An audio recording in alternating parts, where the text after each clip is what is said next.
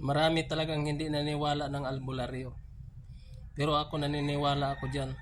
Unang-una, nung nakatira ako sa Maitom, Dahican Mate, Davao Oriental sa Mindanao, nilason ako. Tawag nila hilo. Umaga yung alas 8, tinawag ako ng kakilala ko na pinainom ako ng tuba. Isang linggo, dumating ang isang linggo, sumakit yung ulo ko. Nilagnat ako, umabot ng mahigit 1 buwan. Ang payat ko, ang sakit ng ulo ko, iniuntog ko na sa dingding. Hindi ko maintindihan ang sarili ko noon. Totoo ito, hindi ito joke. Kasi sarili ko ito. Sinasabi ko lang dito sa social media. Dinala na ako ng doktor kasi natakot na rin kapatid ko kasi yung boses ko para nasa sa ilalim ng ko, wala na sa lumalabas sa ko, sa bibig ko. Dinala na ako ng doktor, binigyan ako ng gamot. Hindi rin ako gumaling. Masakit pa rin yung ulo ko. Pakiramdam ko sa sarili ko, ang payat-payat ko na, balat buto na ako. Pag lumalakad ako sa lupa, pakiramdam ko yung paa, hindi na sumasaya, parang naglutang na ako sa sa hangin pag lumalakad. Nung dinala ako ng albularyo sa airpot ko, pagtingin mo lang ng albularyo sa akin, sabi niya, nilason ka dong, hiniluan. Pinainom niya ako ng lana, kulang-kulang kalahating baso. Mamaya konti, mga 5 seconds, niluwa ko yung kulay dilaw ng sa manok. Yung pag biniak mo yung itlog ng manok, may dilaw, gano'n din kalaki yung isinuka ko noon. Kaya sabi niya, ang manghihilo, may buwan dyan ng bitawan nila yung hilo na yan. Mas gustuhin nilang mapunta sa kaibigan ng may bitawan kayo sa mabitawan sa anak nila yung hilo. Kasi kung hindi mabitawan, mapunta rin sa sarili nila yung sila yung magkasakit. Ganun pala yung sabi yung albularyo. Kaya naniniwala talaga ako doon. Kaya nung gumaling ako noon, nawala yung sakit ng ulo ko. Akala ko may cancer na ako sa utak noon eh. Kaya malaking paniwala ko sa albularyo talaga. Pangalawa, tinuklaw ako ng ahas, lumikis sa binti ko. Pinabili ako ng suka nung airpot ko, nung buhay pa yon. Lumikis, pag uwi ko lumikis yung malamig, lumikis sa binti ko. Tapos humapdi na yung daliri ko, yung hinlalaki, natuklaw pala nung ahas, dumudugo. Mamaya konti, mga 15 seconds, tumuyo itong lalamunan ko. Pero yung airpot ko, marunong din pala sa mga ganun. Hindi niya ako pinakit ng bahay, bawal yun. At saka uminom na ako humingi ako ng tubig, hindi niya ako binigyan. Kasi parang tumuyo na itong lalamunan ko. Dinala niya ako sa albularyo na naman.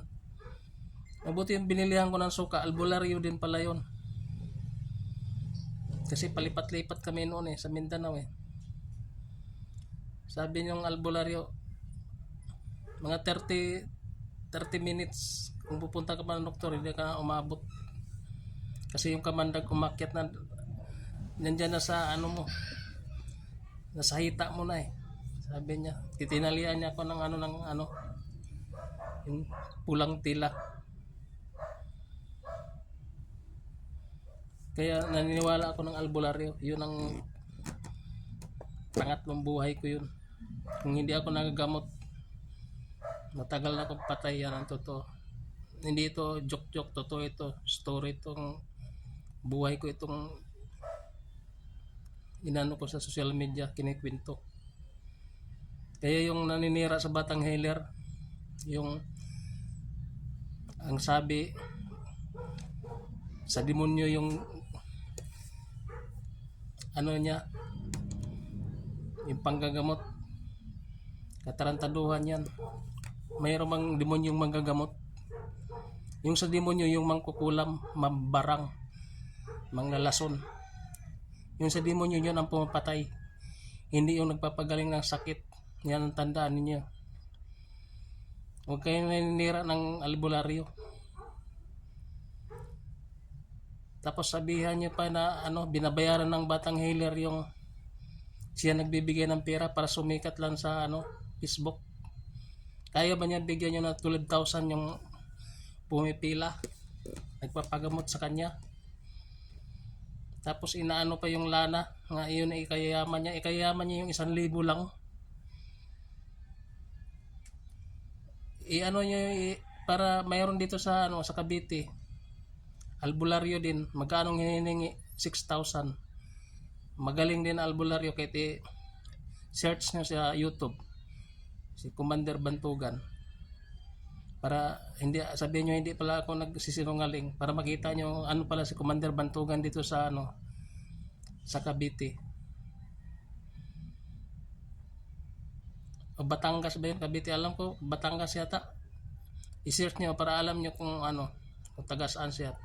Kung hindi Batangas, Cavite, ang dami rin nagpapagamot sa kanya doktor, kahit taga ibang bansa.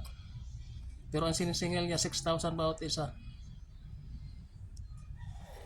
At saka kung gumaling ka na naman noon, mababa na rin yun. Sa doktor magkano, hindi lang 30 milyong gastusin mo doon kung maluba yung sakit mo. Kaya kayong mga hindi naniniwala ng albularyo, pagdadapuan kayo ng sakit na walang lunas, lahat ng sinasabi nyo, lahat ng pride nyo, lulunukin nyo lang din. Yan ang tandaan nyo. Yan ang sabihin ko sa inyo. Kaya bago kayo magsalita ng hindi maganda, isipin nyo muna bago kayo bitiw ng salita. Para kayo nagsasalita, yung isip nyo wala sa utak, na sa talampakan. Yan ang sabihin ko sa inyo. Paanong nagiging sa demonyo yung sa batang healer na nakakagaling yan? Yung sa demonyo yung mangkukulam, yung manglalason, yun ang pumapatay, yun ang mangkukulam. Yung mangbabarang, yun kung nakaintindi ka. Kaya hindi lahat ng albularyo nagpapagaling sa demonyo. Kaya balang araw yung sinasabi nyo, yung pride nyo, kakainin nyo lang din yan. Yan ang tandaan nyo. Ayun lang mga idol.